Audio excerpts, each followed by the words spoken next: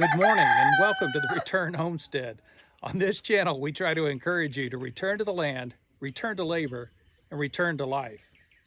Today, we have a follow-on project. You've been with us working on the chicken yard, trying to keep the chickens contained in their own pasture. And today, we've discovered we're not quite ready. As you can hear in the background, one of the problems you have when you try to raise your own chickens, especially if you hatch your own, is eventually you wind up with too many roosters. When we mixed two flocks together about 2 weeks ago, we had a bit of a battle that took place between three roosters. One of them was fairly severely injured and he's recuperating with the goats right now. But this morning, I found him over in the chicken yard. So today we've got to figure out how to keep him from getting over there and keep those chickens from getting over to the goat. You might remember from our last video that William and Grandma are in this small coop. The primary flock is up above the blackberries in that run. And we want to get them out onto this open pasture. The problem spot is these stairs. We have the goats on one side of the staircase, and on the other side is where we want to keep the chickens. This morning I found the wounded rooster at the top of the hill, up by the chicken run. In order to get there, he had to pass over the stairs from the goat enclosure where we had left him the night before.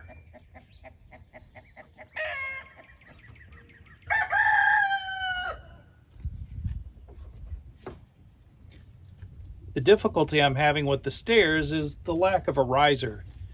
In a house, you would typically put a board across the front section of the stair here, called the riser, that not only helps to support the tread, but closes off this hole. Typically on an outdoor construction like a patio deck or staircase like this one, the riser is left off to save materials.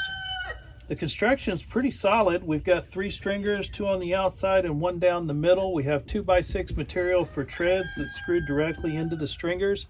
So it's a sturdy enough staircase, but there's no riser.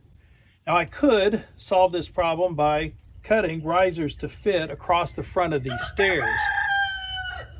There are a lot of stairs in this staircase. That would be a significant expense, several sheets of plywood and many hours of measuring and cutting to get risers cut for each one of these stairs. I'm going to need a different solution.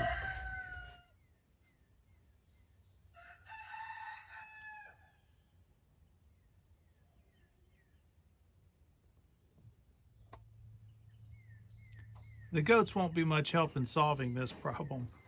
Looking at the back side of the stairs, you can clearly see the stringers. See how the treads are supported with the stringers underneath them, and they are screwed to the top.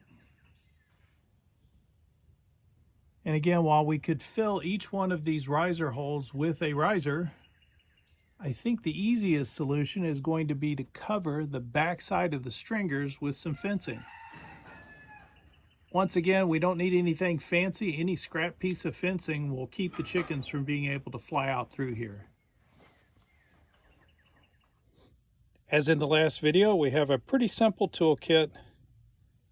We need our staple gun, extra staples, heavy-duty set of diagonal cutters, tape measure, and a pair of gloves.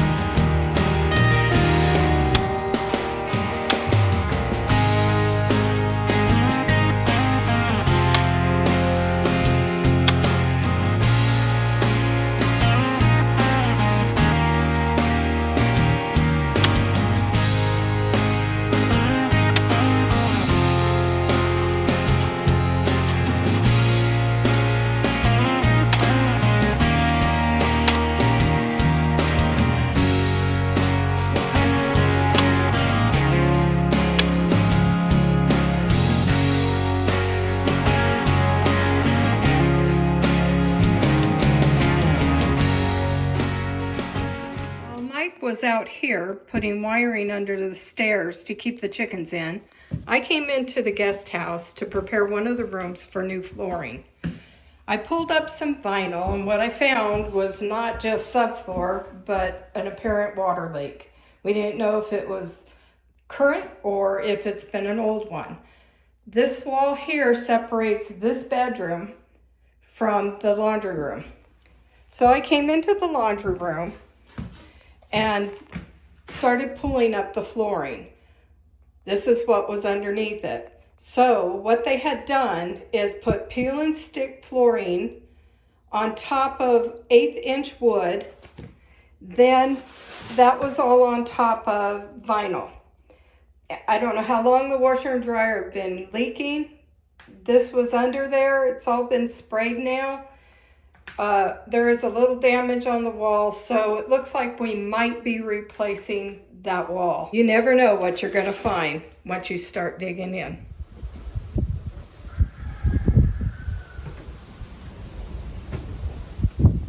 Dang, that stuff's been wet for a while, huh? Mm-hmm. So this is what's left of the subfloor that Marty pulled up the other day. It's important when you're installing any building materials that you understand how they work and how they work with the other materials that are already installed. So the original mobile floor was vinyl, and instead of removing that vinyl, whoever put on the new flooring simply put a standard flooring underlayment. It's just a 1/2-inch piece of plywood or an 1/8-inch piece of plywood. When you put it on top of vinyl, that allows it to trap water. And then vinyl or laminate flooring was put over the top of this, so any place it got wet, this subfloor soaked up all of the water and it was sandwiched in between two pieces of vinyl. We have found in this house that this was the original flooring when the house was built. On top of this flooring, through every room that we have torn apart now, we have found 1/8-inch wood on top of this. And if one staple was good, 1,000 was better. And on top of that, peel and stick.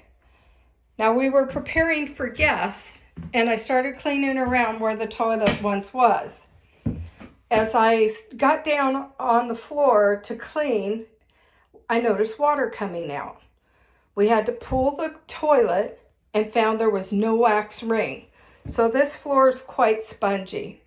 We're going to have to replace all the subfloor, rip out this vanity, and redo this bathroom. We don't know exactly what's under this tub yet, and I'm hoping that doesn't have to be pulled, but you never know what you're going to find.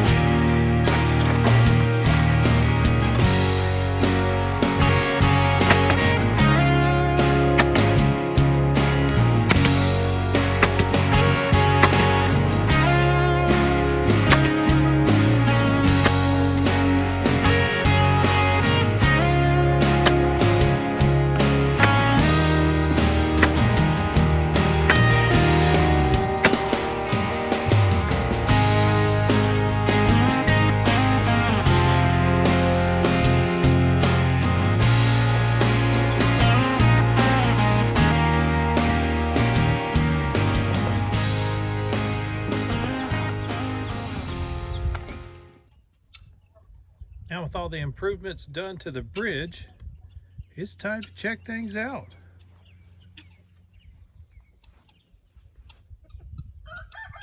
All that's left to do is to clear the doorway at the end of their run, which they have very effectively buried, so that they can get out onto pasture.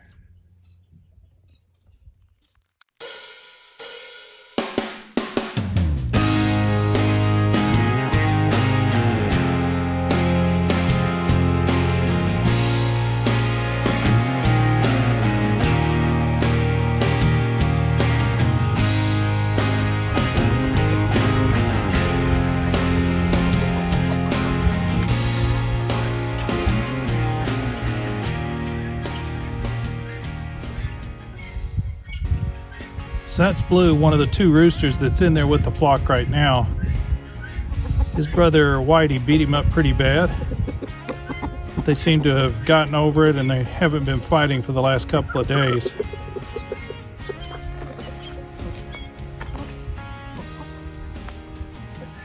Most of the chickens with Blue now are some older hens that were also here on the property when we arrived. So they're accustomed to running loose.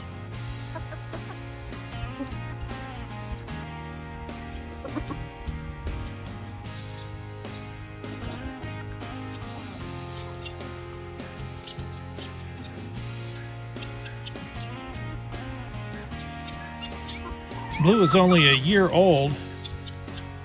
One of the hens that we had on the property when we got here went broody. She did hatch out quite a few chicks. Unfortunately, most of them were roosters, like Blue.